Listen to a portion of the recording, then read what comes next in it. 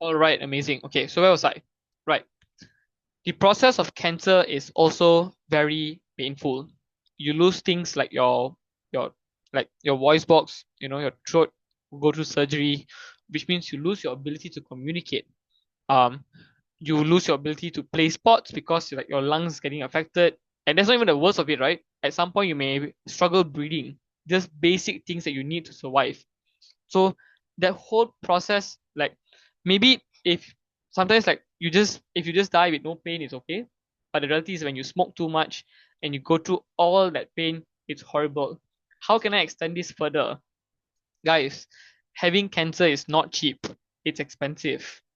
Even if you go to government hospitals, the price for treatment may be a lot cheaper than private hospitals, but still a heavy and hefty price you need to pay. And sometimes you can't even work. So a lot of questions like where do you get your income to pay? Does insurance fully cover every form of cancer? And all forms of treatment, right? And then there's discussion of like, are government hospitals capable of fully funding? So maybe if they're not, if it's difficult for you, it's still a whole different process that just makes life worse. So do you see how I've added value to the argument? Comparing to just explaining why you die with cancer, the first way I've explained that even if you don't just die, in that process of dying itself is worse. Even if you don't buy that, I can further think of ways to explain why just being an addict or different ways of different harms of like smoking itself can cause to you. How do you think of these extensions? There is no better answer than you need to read a lot. Read the news, read different things to understand that different, like you gotta read. If you don't like to read, watch, right? There's a lot of podcasts, there's a lot of like YouTube videos that teaches you about different things. So a debater's biggest role in life is to consistently learn. Cool. Does anyone have any questions at this point?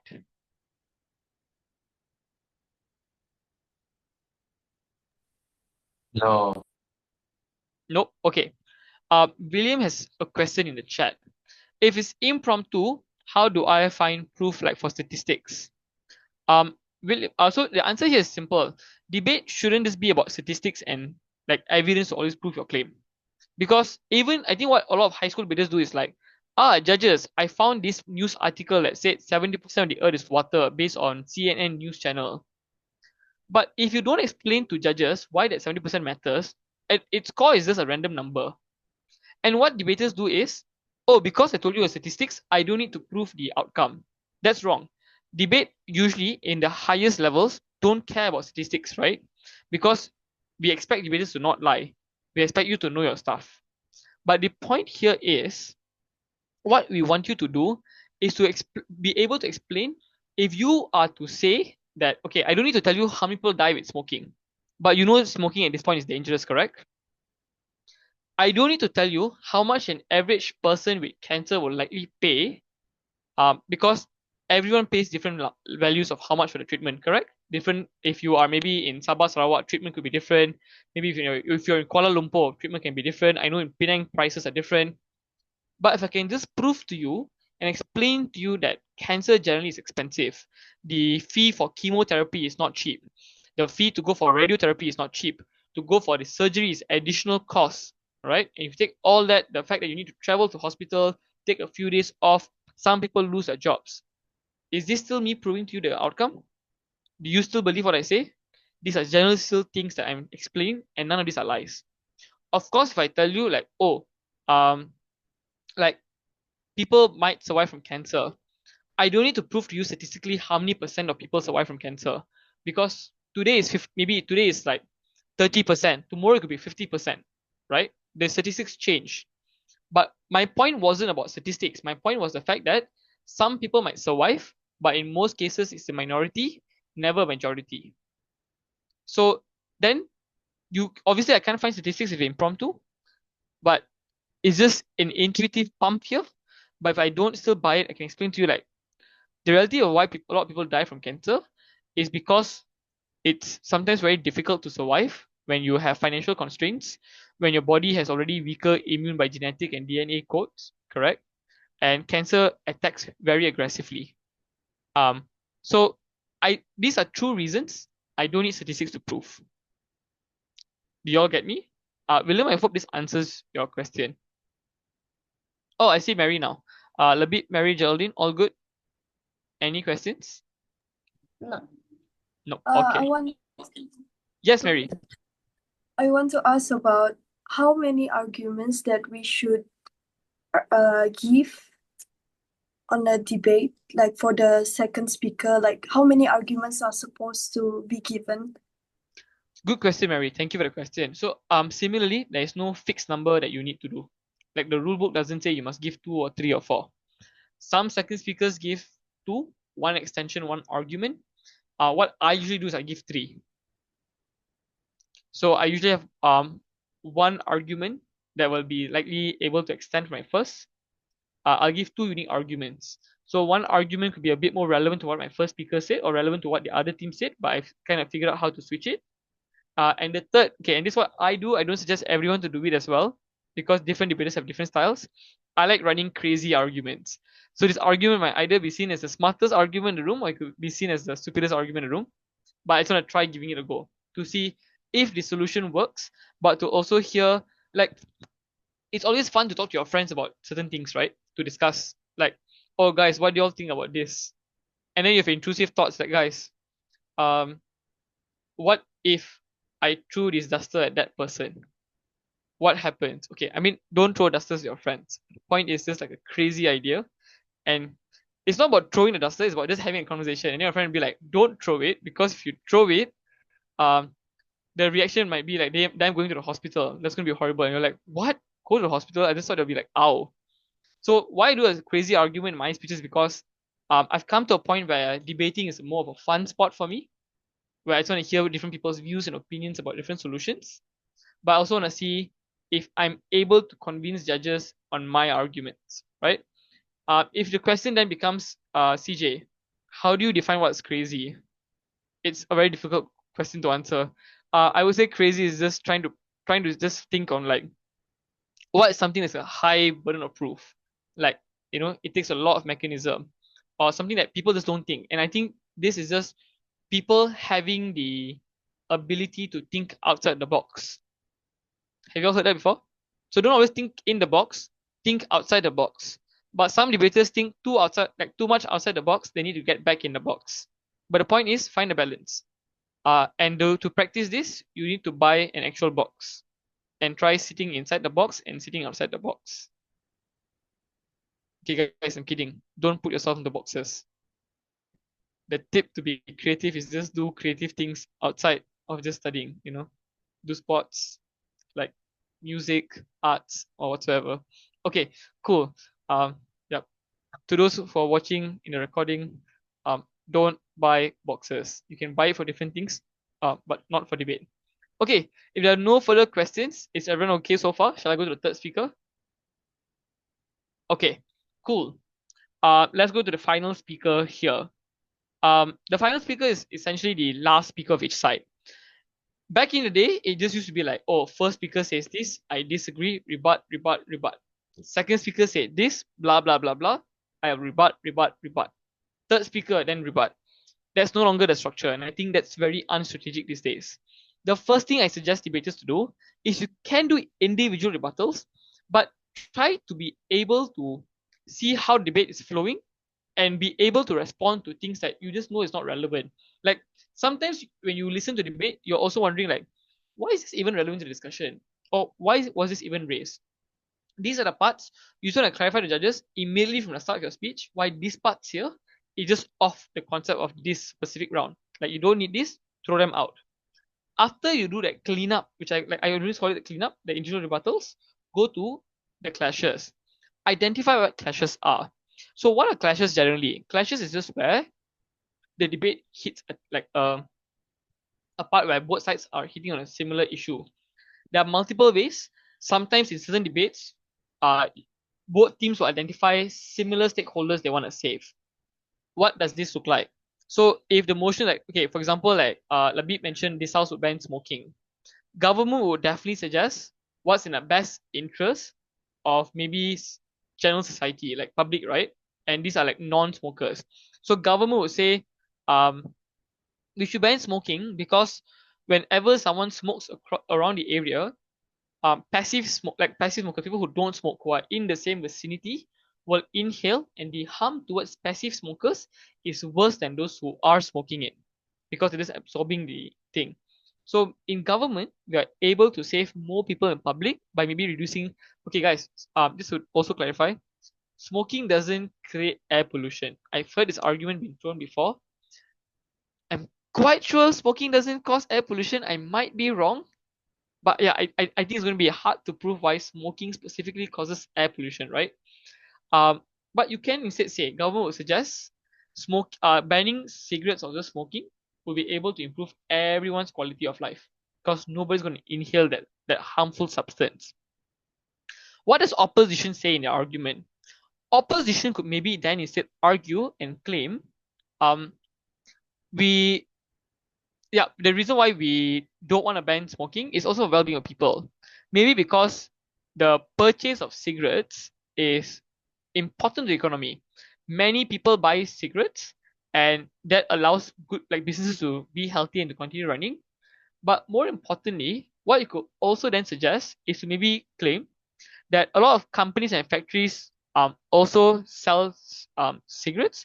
If they are forced to close down, means a lot of people might lose their jobs. Governments might lose taxes that these companies pay to them, and that's harmful to people. So very like not many people suffer from the harms of direct cigarette smoking, but many people would suffer the harms when companies close, when government tax also drops because companies don't pay as much tax, because yeah, like the whole business cycle of economy drops. And that's a problem. What becomes the clash? The clash is what is best for general society. Is their health based on what government says more important, or is their quality of life by the way economy works is going to be more important? Here's then how you do rebuttal. If you're in government, you will say, judges, under the first clash on what's best for general society, we disagree on what opposition claims, because op claims that they're able to save society by ensuring that the economy runs. Here's what we suggest. We suggest that these companies, if they are highly profitable and they're paying massive tax to governments, it'll be easier for them to shift their product. So maybe they sell cigarettes today, but I'm quite sure with the same machinery, like I mean not all machinery, but some machinery and maybe the amount of like people that are working in the factory, you can shift into maybe manufacturing better goods, like manufacturing like proper tar for roads, because most countries have horrible roads where they need to just put better tar. I'm quite sure tobacco and nicotine could also be used for different things. I think companies can maybe diversify or figure out what they can do next. So businesses can still continue, just that they need time to shift. It will give them the time to shift into a different product, but they just should no longer have cigarettes. That is the case where companies shift. But we also disagree with opposition, because we want to know, even if all companies close down, it's still better. We don't need companies or factories that produce harmful substances that harms people's health, because it's maybe if it's true, even if it's true that only little people like consume this air, these little people also suffer a lot more. And the sad thing is, they suffer not because of their own action, but because of the action of others. That's unfair to them. It's unjust in every instance, but it's also going to be horrific for them to suffer through that process of cancer as well. We think in every case, having like seeing some people have cancer because of the action of others is still far worse than just having economies get slightly worse because a few companies run. Like it's not that the country is dependent on these companies, so it's still okay. So here's how I've rebutted them, right? But if you notice, my rebuttal comes under a clash. What it does is it clarifies to judges how to see the debate and how am I winning this debate. And that makes it more strategic, more structured, and a lot more clearer, like a lot clearer in who is winning the debate in that clash. So identify your clashes and have your rebuttals integrated under the clash. Each third speaker should have 2 to 3 clashes, but I've also seen really good third speakers who only give one clash and they're able to respond to every single thing under that one clash. So you can decide. But at the end of your speech as third speakers, to again create coherency and consistency, please maybe set a reminder to judges. What did your teammates say? Why is whatever your teammates say something that assisted you in your rebuttals. But why whatever your teammate said maybe didn't really get rebutted or responded to yet. So they still gonna stand or explain why, or just merely telling judges a reminder makes judges also more aware of what exactly happened in the early parts of the debate, because it's quite long, right, guys? Like at this point of the third speaker speech, you're already like 40, 30 minutes past. Everyone's attention span is not always going to be the greatest. So just setting simple reminders allows them to refresh their memory on what happened. And this is good, healthy practice for debating. All right, cool. Does anyone have any questions for the third speaker? What if the third speaker accidentally brings up like a new argument? How can like they hide that? Good question, Geraldine. So I don't think the third speaker will bring up a new argument, um, but instead, I think third speakers might bring up new ways of elaborating something, because third speakers must, in all its cases, prevent themselves from saying things like, "Judges, I have a new argument in my speech." And third speakers shouldn't go and explicitly say like, "Judges, here." Oops. Sorry, Amira, could you help mute yourself, please? Um, I think third speakers should also try preventing themselves from saying stuff like, um, "Here's a fourth argument of my team." So third speakers might have new elaborations and new analysis. And here's the best part. If you slot them under the clash, it's just you trying to win the clash. That's not a new argument on its own. If you do it outside of clash, and that's what used to happen, right? I rebut the first speaker, I rebut the second speaker, and then you say random stuff. When judges don't know where to put that random stuff in the whole speech is when it's considered a new argument, and that's when it becomes a problem. A lot of good third speakers, if you actually watch recordings of debates, you realize they say a lot of new things in their speech anyway. Like it's very hard for third speakers to not bring up new stuff, because there are so many ways to analyze an argument, right? There are so many ways to respond, and sometimes like you cannot just be repetitive of your previous speakers to rebut or to disprove a certain argument. You will have generally like different concepts of understanding how the debate goes. So what you should do, place it under a clash. Explain to judges why, because of the analysis, you're able to respond to them, but also build what your teammates are all saying. That's prevention method number one. Prevention method number two, if you already have some understanding of what you want to say, and you're afraid that this might be a new argument, but you think like, I don't have time to explain to my second speaker to say it all, but this needs to be said. Just make sure your second speaker, your first speaker, does raise at least a bit of that in their previous speech. They don't need to explain the whole process. As long as they mention it somewhere, and you can tell that I want to just explain a bit further what my second speaker said earlier. These will fall under team reaffirmation. So it's not a new argument. It's the same old argument, just more developed in the third speaker. So that's preventive method number two. So again, to summarize, preventive method number one, under clashes, make it a response to show why that new analysis responds to the argument. Preventive method number two is to put it under the, like to ask your previous speaker to say it, and it's just development of the argument previously. These are two smart ways to hide the argument. Okay, I mean, if you need a preventive method number three, just please don't say stuff like, "Here's my new argument. I'm the third speaker and I have three new arguments to present to judges." Then that's you shooting yourself in the foot lah. Cannot be saved anymore. Okay. Do you all have any? Geraldine, I hope that answers your question. Yes. Okay, amazing. Does anyone have any questions beyond this? How to avoid being under time as a third speaker? Okay. Under time is because people usually just rebut one-liners, which means that oh, I disagree with this. They said this. No way, right? Like this isn't how the world works. First way to answer that is sarcasm or trying to roast your friend is not a rebuttal. They're just trying to say like, oh, this argument doesn't make sense, I'm just gonna rebut it. Or trying to say like, oh,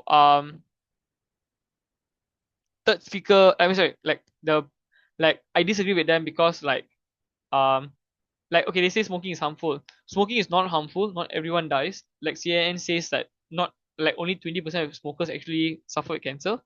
That is not a rebuttal. That is just you throwing the statistics just to block something up. A rebuttal, like I said, you must take the best case. So whenever you're responding to an argument, you first need to think, am I defending only their worst outcome that's making my mind think? Or am I able to prove why their best interest or the best case also doesn't work? Ensuring that you're able to cover best and worst case covers more ground in your rebuttals. But number two, whenever you're responding to something, don't just say why it's bad or like why it's going to be harmful. Try proving the process as well.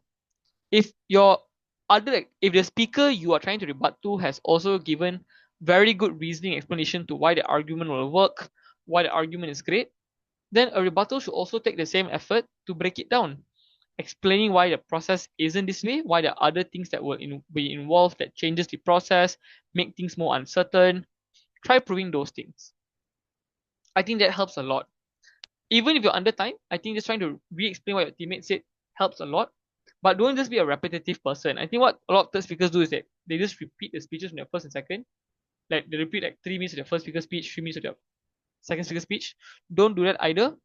What you want to do is you want to ensure that you're able to think of different ways to look at the debate, right?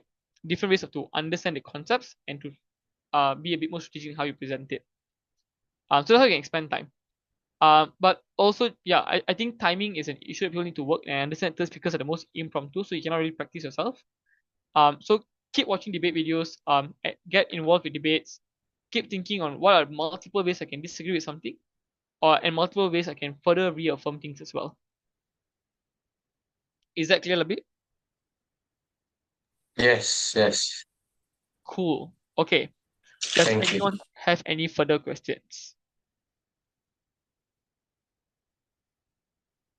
No further questions? Okay.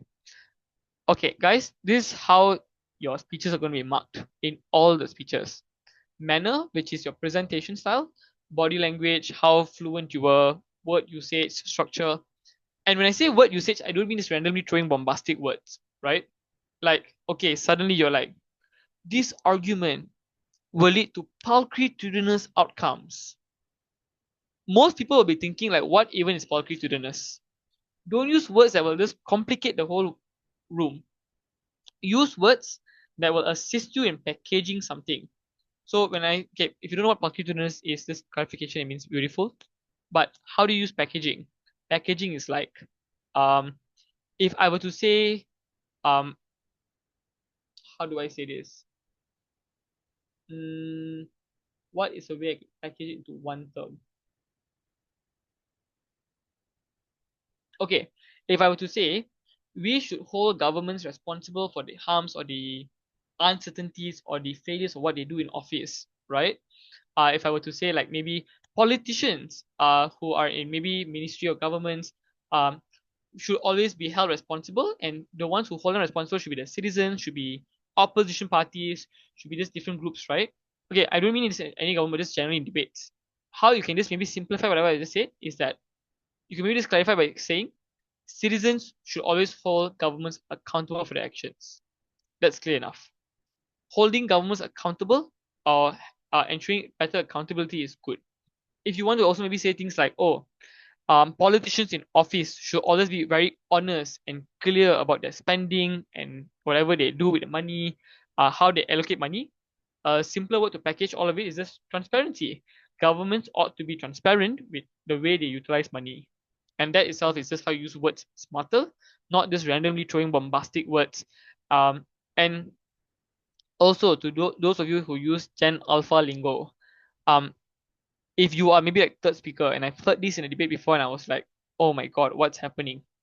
Is when there have been third speakers who say, judges, you need to listen to my first speaker's argument and my second speaker's argument because it's so sigma. And I was like, what? Like, what in the world is going on here? So, uh, try avoiding Generation Alpha lingo. Like, that's not, if it's not something that's taught by your English teachers or not used in your English essays, try avoiding it in debate speeches as well, but you don't need to be extremely formal. Like the way I've spoken to all of you in my whole presentation here is the same tone and the same way I would also be debating. It's not very formal, but it's respectful. It's very, I would say, it's still clear and easier to some extent, like kind of figure out, because you don't want to be a boring robot, nor do you want to be extremely fast bullet train that just randomly say stuff. You want to converse, engage, and clearly communicate what you're trying to say.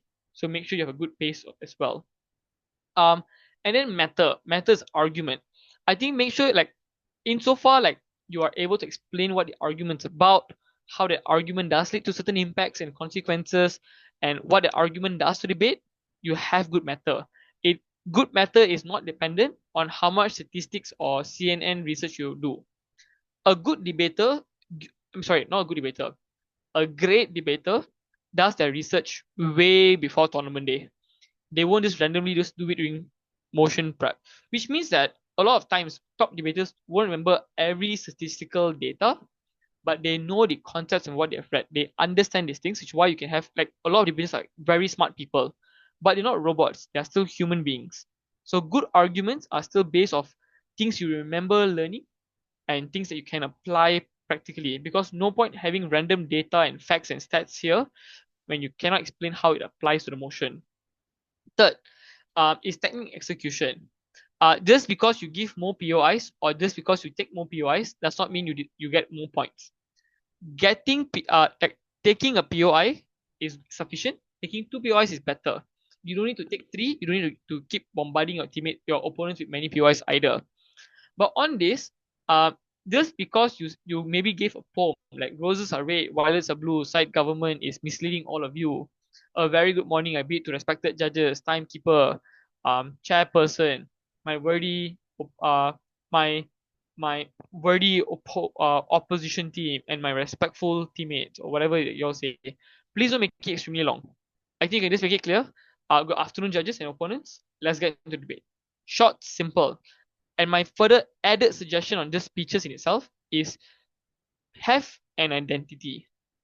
Like, even in this presentation, I made a dad joke, which is that box joke, right? In the box, out the box. Um, it can be cringe, it can be funny to some, but it's part of who I am.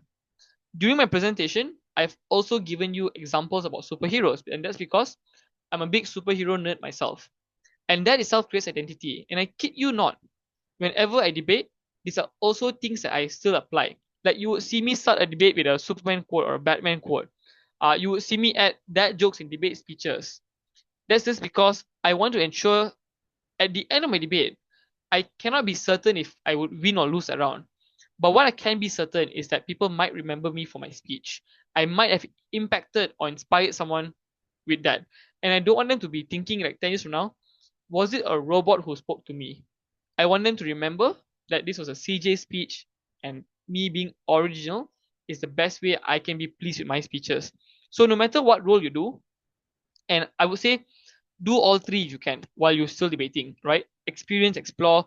Of course, you might specialize in one role, but never back down from trying out other roles, because the best debaters can do all three at ease. And my point is, like, what I was trying to say is this: the point is, even if like you do at any three and whether you live up to the method, whether you win or lose a debate round, the big question you want to ask yourself was, are you pleased with your speech? And you, as a debater, it's so common for you to have like thoughts like, I could have just added this earlier. Man, why didn't I say that? This could have been a great rebuttal.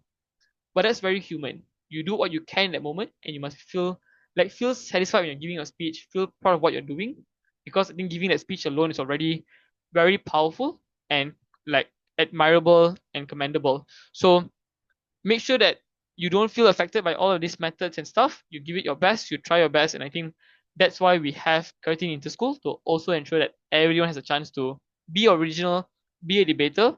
Don't be a chat GPT or an AI robot arguing another AI robot. Be human. So we're going to wrap it up by showing you what the point structure is to be a bit more clearer. Meta essentially is just debate positioning, like I mentioned, how you're able to adapt and push yourself, how well you understand motions. So obviously, if it's like this house ban smoking, is it just as simple as just yes, no cigarettes, or is there further discussion that can be raised? Clash identification, how you figure out these things are also important to debate. And you see heavy emphasis on content and style. You don't deserve more points if you wink to judges. You don't deserve more points just because you shouted louder. And more importantly, guys, I know grammar and vocab and how you use language is important, but it's not reasons to win a debate. Even if my grammar is not as clear, like I think not everyone is great with English, which is why um like guys, we're Malaysian. Like Malaysians, like our first language in itself isn't English. English is a language that we are learning. Debate helps you build it, but still give it a go. When I first started debating, my whole of English wasn't great either. Like I made a lot of grammatical errors. Like if you notice, I still do. But what I do is I work on myself to ensure that when I do speak, it can be as clear as I want it to be, and I continue working on that clarity part. So it's fine. You can make those mistakes, but that doesn't justify a win or a lose. You want to make it clearer for your own growth and development, but debates are won by what the mind thinks and what the mind is able to solve in the debate. So content, your logical ability, and your how reasonable and how you can analyze things is what will win you the debate. Uh, that's what makes the best debaters the best debaters. Their mind and not just like random accents or random bombastic and flowery words. So yeah, that wraps up the session. But before I wrap it up, do you all have any questions on this part here?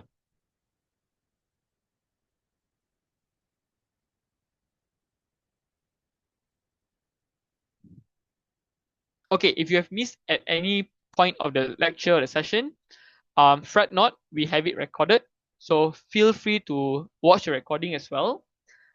If you have watched the recording and you still have questions, because the trainers for other sessions will be different people as well. So I might not be in all the sessions. You will meet your CAP members as well along the line. But you might also meet other people. If you have any questions, feel free to reach out to us on Instagram. If not on Instagram, you can feel free to reach out to us on WhatsApp. We'll be more than happy to assist you in all its cases. If there are teachers here as well, teachers, I think Sarawak state level is also coming up during the same timeline as Curtin Interschool. We are more than happy to assist teams. We offer free training for Datuk Wira specifically. I mean, it's not Datuk Wira anymore. I think it's a different name. But the point is, for state level, district level, we offer free training. We don't charge for the training. Just that, especially for schools based in Sarawak, it will be hard for trainers to travel because Sarawak is huge, like really, really big. So what we do is we do it virtually. If you don't have a Zoom Premium account, we will also provide it for you, because the reason why Vira Vira Malaysia exists is because we want to assist everyone, especially those who usually struggle to find any access and resource to debating. We did Project Vira last year in Sarawak, in Curtin as well. Curtin was amazing in hosting us there. But of course, to get to Miri, it's not going to be easy for every single district across Sarawak. So which is why we also ensured we're trying to make this year one as accessible as possible. But number two, if you're a teacher who's been doing training as well, and we are happy that teachers are doing it, please continue to do so. We have created slides and notes from last year's Project Vira to help teachers become trainers. Because as Vira Vira Malaysia, we definitely can't go to every single school and assist every single person. But because teachers themselves are heroes, you all are leaders of your own communities, we have assisted by creating our notes and our decks in a way where you can use it to teach your students. We have also certain games and activities you can play with your students to also build your own debate communities and your own, like, the critical thinking in classrooms. So feel free to reach out to me to get the deck and the slides. If like the WhatsApp is there or Instagram, you can also email us if you want to, and we'll be more than happy to share. You don't need to buy them; it's all free of charge. Like, you can use the slides. And upon receiving the slides, if you still feel unclear about certain parts, if you feel like this needs more explanation, or you're not sure how to present it, please contact us. We will also assist. But of course, please don't contact us last minute. Last minute is quite difficult to arrange. Do contact us in advance so that we can plan our time and sort the trainer's part out. So, yep. I guess that's all for the session here. If there's no further questions, so I'm just gonna sign out with Vira Vira Malaysia. Thanks everyone for coming for our first session of Curtin Interschool debate training sessions. we have, I think, 5 more to go. Wait, is it 5? Zuhairi, how many more do we have? I'm so sorry, I kind of forgot the number. For yours is 5. So yeah, we have 5 more to go. Cool. With the next one on the 12th, which is this week. This Thursday, right? Yep. Yep, cool. Okay, so come along on Thursday. We have a session on argument structure and framing, how to deliver arguments, how to think of arguments, and how to frame them. If things are too advanced and too like maybe difficult, you can also reach out to us. We'll simplify it for you. If things are too simple and you want it to be more advanced, we will also still assist you. So feel free to communicate, engage. Oh, where can you get it? William, are you like a participant of? Oh wait, sorry. Okay, William, I'll answer you in a bit. Okay, but for now, for the recorded session, that's all for now. For these slides, you can either reach out to Curtin Interschool. They also have the slides with them. Through their Instagram account. You can also reach out to Vira Malaysia Instagram account, and we will send it. We'll send the link there. You can also reach out to us on WhatsApp and email. We'll send the slide link to you guys. Yep. All right, you can stop the recording now. Thanks everyone. See you all and all the best for Curtin Interschool.